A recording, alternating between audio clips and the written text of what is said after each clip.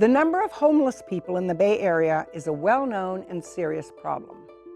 Less well-known is homelessness among another population, another species, cats. Holly Chenette's day job is teaching Spanish at East Side College Preparatory School in East Palo Alto, but her avocation is caring for the growing number of feral cats in the community. Consider this: one unspayed female cat can become 88,000 or more cats over a span of 5 years. As a volunteer for the Homeless Cat Network, Holly has been trapping, spaying, neutering, and fostering hundreds of cats for the last 15 years. How did you get started doing this? In 2007, my husband called me saying, hey, there's a litter of kittens in our backyard of our office.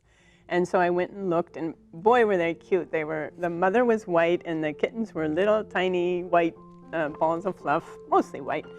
And I went home and I researched what you do in that case, and then I met up with Nicola of the Homeless Cat Network.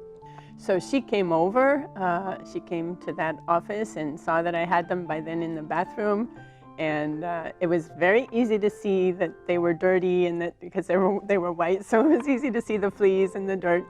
She grabbed each one and took it to a faucet and washed each one, and that just seemed so impressive to me that it's such a simple way to make a big difference in a cat's life. So I was hooked. I stayed with the program. You know, I became a volunteer just like she had been. What are the biggest threats or dangers to these cats that maybe we don't know about? Sicknesses, cars, suffering, stress from reproduction. They're domestic animals. They really don't need to be on the streets. They suffer there. There's not enough food for them there. The kittens will grow up with upper respiratory infections, and if they're not treated, they lead to other problems. They don't belong on the streets. I think we've become accustomed to it in some areas. Should people feed the cats? What should they feed them? How should they feed them? Should they turn them in? What do I do when I see one? Thank you for the question, because yes, feeding is okay. We as rescuers love to have healthy populations. And in order to have healthy populations, they need to find food somewhere. So cat food has the basic nutrition, and that's great when residents can feed them. They can also look closely and see if maybe the cat has already had its ear tipped. The veterinarian, when they neuter them, will trim the top corner off the ear to notify everyone that it's been neutered. So what the Homeless Cat Network and I think all rescue organizations recommend as the most humane way to deal with this problem is TNR, which is Trap, Neuter, Release. And so we trap them humanely. We get them neutered and get their basic vaccinations and flea treatment, and then we release them back where we found them, particularly, of course, if they're feral and adults. We have humane traps, and so you put food in one end, and the cat will love the smell and go in, and then the door will close down on the cat on the other end. Doesn't hurt the cat, it does scare it. Then we are checking regularly. We come right over, we cover it with a towel, and that really calms the animal down. And then we take it off to the vet. If we come across kittens or we come across tame cats, which does happen, then of course we send them into the fostering and adoption route.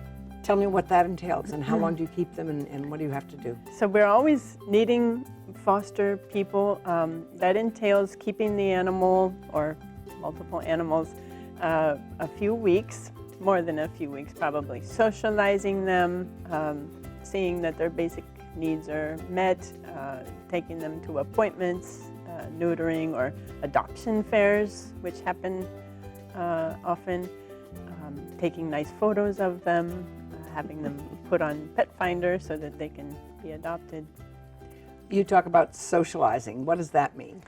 The more chaos in your home, the better for fostering. If you've got kids, if you've got dogs, if you've got noise, that's what we want them. We want them to be exposed to that. Okay, that so they they're grow used up. to chaos Yeah. in general. Uh-huh. Yeah, they grow up. So now I have 2 cats and a dog, and that first family of white kittens that we were talking about, well, the runt of that litter, I guess you'd call that a foster fail. It ended up staying in my home.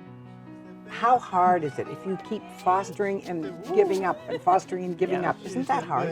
It gets easier with every time, and yes, it was hard in the beginning, but it does get easier as time goes by. And then I realize, well, I'm making space in my home so that I can go out and find more, and solve more problems out on the street. Homeless cats keep appearing on the streets. I want to do what I can. It's a small thing, but I think it makes a big difference to the cat. So the time is now. The time is now to help these animals.